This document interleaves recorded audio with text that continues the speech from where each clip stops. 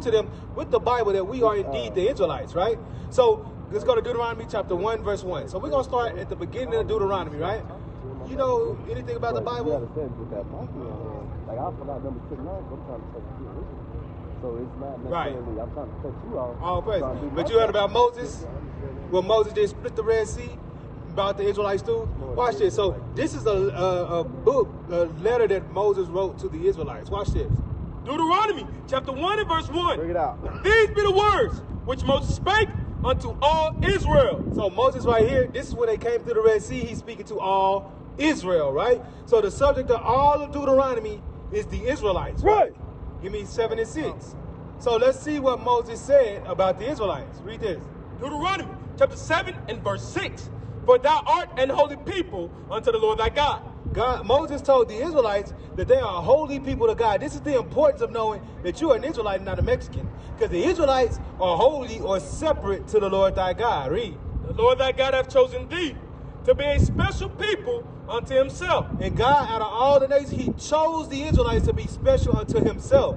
Like, you might have a favorite pair of shoes. You might have a favorite thing. You like that one more than you like anything else. God has a people that he likes more than anybody else, right? Read. Above all people that are upon the face of the earth. What do they teach us in school? They say what? In church, they say what? Everybody was created equal, right? Is that what the Bible just said? What the Bible say the Israelites are? You said what? Above all people that are on the face of the earth, right? So I told you we the Israelites, and the Israelites are the Most High like them above all people on the face of the earth. But if you look at our people, are we living above all people on the face of the earth? If you looked at the people, like your race, my race, do we live above all people on the face of the earth? You say everybody's equal? I would say that we aren't necessarily born equal. Those of us who are born with deformities, we all die equal. I mean, everybody lives and dies, but I'm saying as a race of people living on the earth today, do our people live in at the top of society right now, above all the other people? Are we living better than all the other nations of people, the blacks and Hispanics? Right.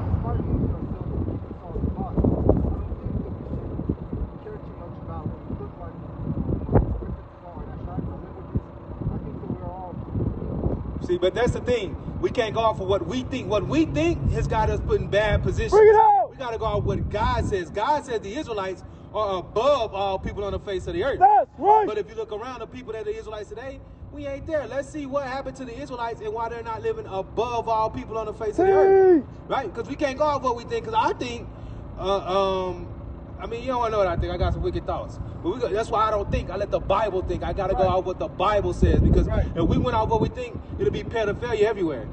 America goes off of, allows you to go off what you think, and that's why it's homosexuality on the rise, pedophilia on the rise. All the wickedness of the earth is on the rise because people go off of what they think. Bring it out! out! Start going off what we think and start going by what God says, right? So God said the Israelites are supposed to be on top, but he also told them this, verse 15. Deuteronomy 28 and 15. But it shall come to pass, if thou wilt not hearken unto the voice of the Lord thy God. So he told the Israelites it's going to happen in the future. It's going to come to pass. If you don't hearken or listen to the voice of God to do what? To observe, to do all his commandments and his statute which I command thee this day. So God told the Israelites if they don't do all the statutes and commandments that he does. You remember, this is the people he chose to be above all people. But he said if you don't do my commandments, what's going to happen? That all these curses shall come upon thee and overtake thee. All these curses are going to come upon them and overtake them. Is a curse a good thing or a bad thing?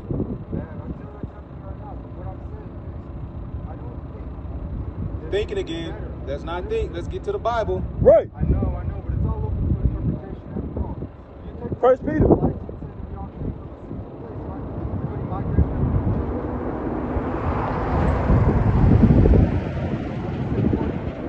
I mean, give me 2nd Ezra 6 and 54. You're right. Like you said, we all came from the same place, right? We all came from Adam, right? Everybody was born from Adam. All the nations were born from Adam. But let's see what God says about that.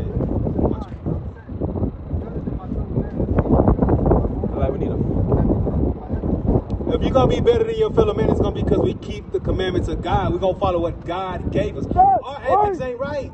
A pedophile's ethics will have him thinking it's okay to touch kids. We all justify ourselves. We can't justify ourselves. We got to be justified by God. That's what we want our people. A drug dealer going to justify himself. As long as he give away turkeys on Thanksgiving, it's okay for him to kill our people the rest of the year.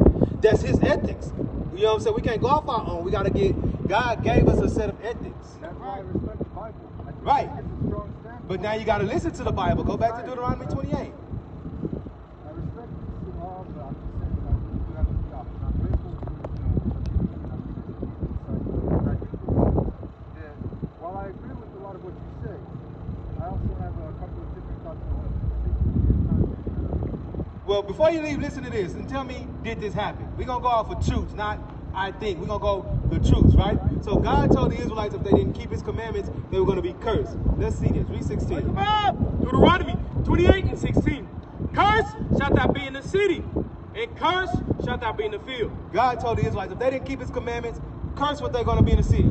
Any city that you go to, if you go to the ghetto, the hood, what race of people primarily live there? The Hispanics and the blacks, right? But you remember, Moses was talking to the Israelites, God's chosen people. He told them, if you don't keep it, one of the curses I'm going to do, I'm going to put you in the ghetto. Everywhere you go, if you want to find the high crime area, you're going to find the blacks and Hispanics, or the Israelites. The Bible says you're going to find the Israelites, right? And he said, cursed shalt thou be in the field. Who picked cotton in the field for free for hundreds of years? Who's picking cotton? Who's picking nuts and berries and fruits in the field right now just to have a place to stay in America? The Native Americans, the Hispanics for a green card. Is that not happening? This is what God said was going to happen to his chosen people. Why? For not keeping his commandments.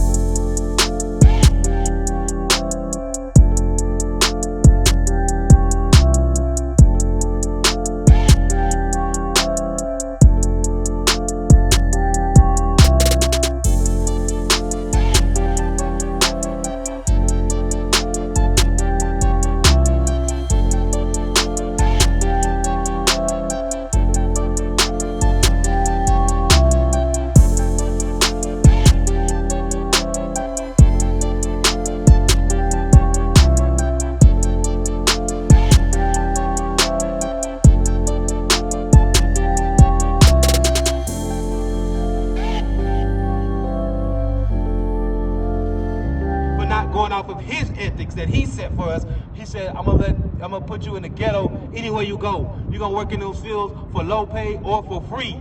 Those are curses, right? 32. Right. Let's see what else he said was gonna happen to the Israelites for not keeping his commandments. Read that. Deuteronomy 28 and 32. Thy sons and thy daughters shall be given unto another people. Did that not happen to the blacks and Hispanics, where our sons and daughters not given to each other in slavery? Given to the other races and split up in slavery? Even today, what's going on at the border with ICE? Are they not splitting up the families and another family is taking their children, locking them in cages and sending the parents off? Right? Boarding school. Whenever they had boarding schools with the Native Americans, they took them from their parents, sent them to boarding schools. There wasn't nothing they could do. Keep reading. Thy sons and thy daughters shall be given unto another people, and thine eyes shall look and fail with longing for them all the day long. And there shall be no might in thine hand. He said, they're going to take your kids and you're going to sit there and you're going to cry for your kids all day long, but there's not going to be no might in your hand to go get them back. Is that not what's going on at ISIS? With ICE at the border? Are they not taking the Mexicans' kids and they can't get them back? Did ours not get taken in slavery and we couldn't get them back? When they took the kids to boarding school, they still finding the skeletal remains of Indians in Canada right now today from boarding schools, where they killed them and buried them under the schools. Did that not happen to a race of people that God's called the Israelites according to the Bible? That's what we said. That's what I'm saying. I have a lot of thoughts. I could tell you philosophical, you like to talk. You probably read a lot of books and things. But what we got to do is get back to what God said. Because God, thousands of years ago, said, if you don't keep my commandments, these are the things I'm going to make happen to you. You're going to live in the ghetto. And we look around today, verse 46.